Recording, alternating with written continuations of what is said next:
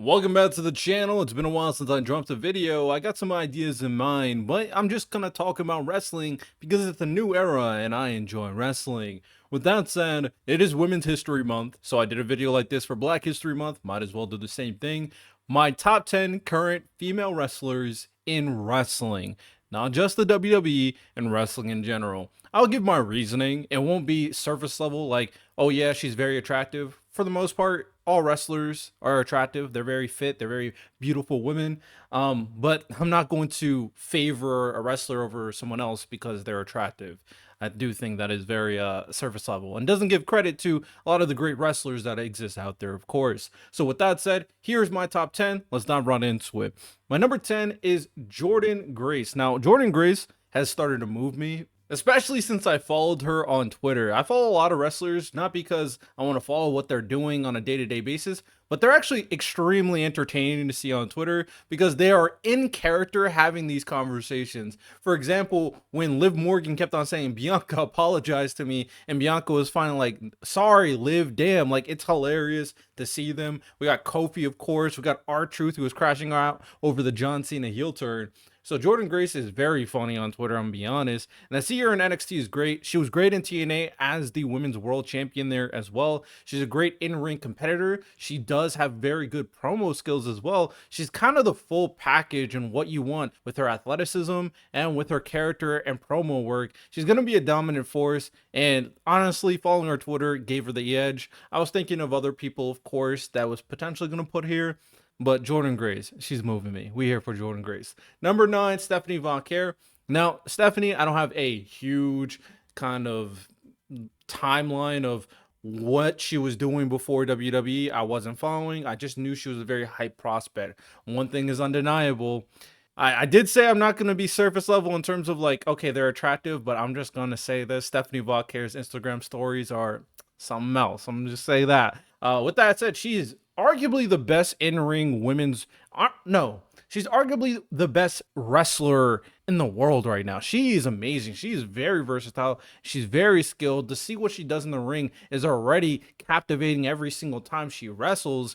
She is a beast, and I am very impressed, not only for her character representation, but also her promo skills have been improving since she got to NXT. Her English has gotten really good. So Stephanie Von Care is a future superstar, no doubt about it. My number 8, this one hits a little bit more home, not because I follow in this kind of culture, but you still like the culture, and that's from Jada Parker. Jada Parker is getting over because her promo skills and her character work is amazing, and she's a very good in-ring competitor. She's gonna be that tweener for the most part for a long part of her career because she got that edge, but she got that badass about her, and of course, there's other reasons people talk about her that I'm not going to discuss now. That's not why I like her, but I do think that Jada Parker just got something that a lot of wrestlers don't have in terms of that it factor, especially from the genuine NXT pipeline. Now, bringing in superstars like Julia, Jordynne Grace, and Stephanie, who already have the it factor, is one thing.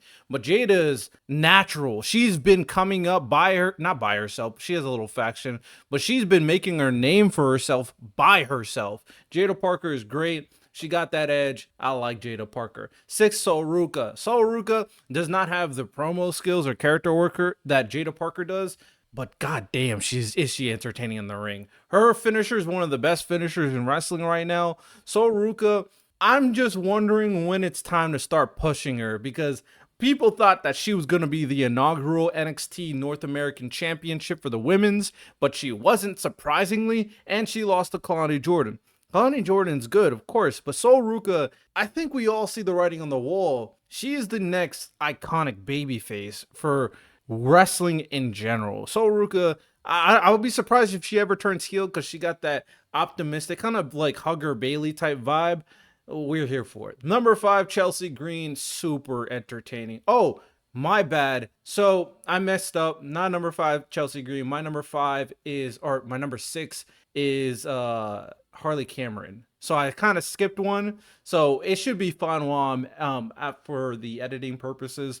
But Harley Cameron, kind of similar. You guys know I put Chelsea, so I might as well. Harley, Chelsea, super funny, entertaining characters.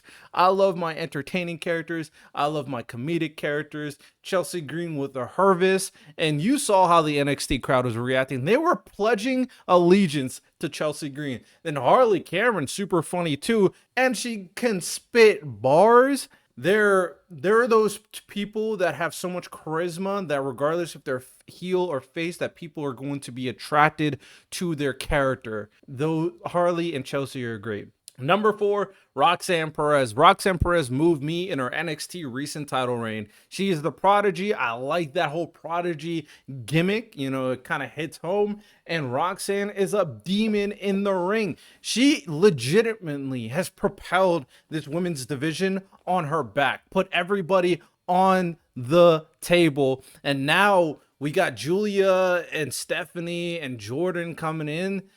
I mean, she made it special. Roxanne Perez, I can't wait to see what she does in the main roster, because I do think you should put the battery on her back, and world champion, baby, sooner rather than later. Number 3, Toni Storm. I say Toni Storm's generational. The only reason why Toni Storm is probably not higher for me is 1, she goes into her vulgar language a little too often for me, and 2, because I haven't been exposed to the full repertoire of Toni Storm. I've just recently started watching AEW. But Toni Storm is a generational prospect. I saw her in AEW. I'm like, bro, she transcends AEW. She's arguably the best character worker I've ever seen in the women's division in all of wrestling. Her promo skills are elite. And that match she put on with Mariah May was fantastic. I think it's probably my match of the year right now out of all wrestling. Toni Storm, she's her, man. Number 2 is Bianca Belair. Bianca, I do think, is like legitimately the full package. I don't know how you do not like Bianca Belair. She has everything you want. Athletic.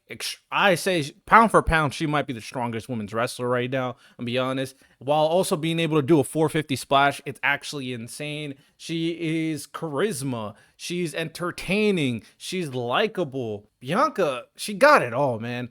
Number 1, my GOAT, Io Sky, man. I think Io Sky is currently the best women's wrestler right now. She does not put on bad matches. She puts on only bangers. Her energy is captivating. Obviously, I'm a big fan of like anime and stuff. You can't tell from the Straw Hat, so of course I like Japanese culture as well.